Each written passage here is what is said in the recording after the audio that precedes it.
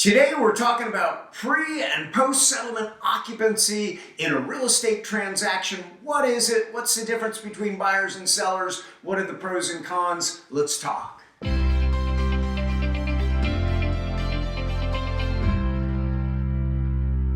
Hi everyone, I'm Tom Peach with Tom and Cindy and Associates at Long & Foster, and this week we're going to take a look at the glamorous subject of pre- and post-settlement occupancy in a real estate transaction.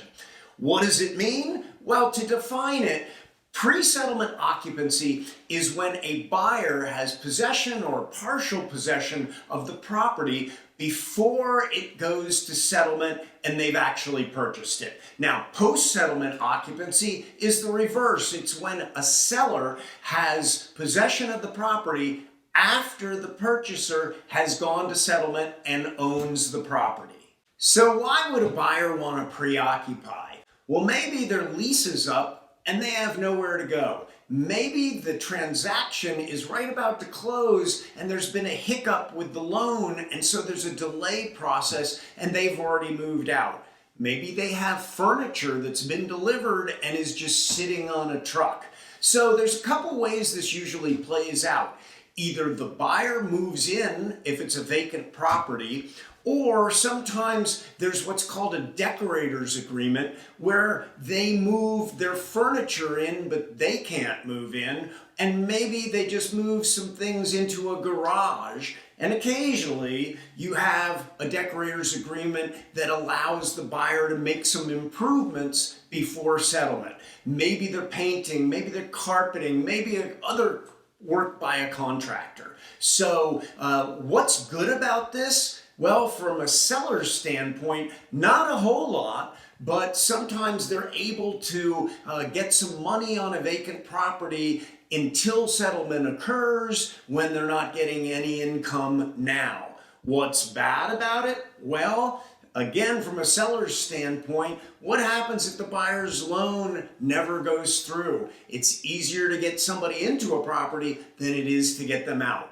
What happens if, when they're in the property, they see some defect that makes them either not want the property or raise an issue that wouldn't have been raised otherwise? So it's, occasionally during a transaction, to get it over the finish line, it's something we have to consider, but from a seller's standpoint, it's something we try not to let happen. From a buyer's standpoint, if we're going to propose it to a seller, we want to be able to convince them that everything's going to go smoothly.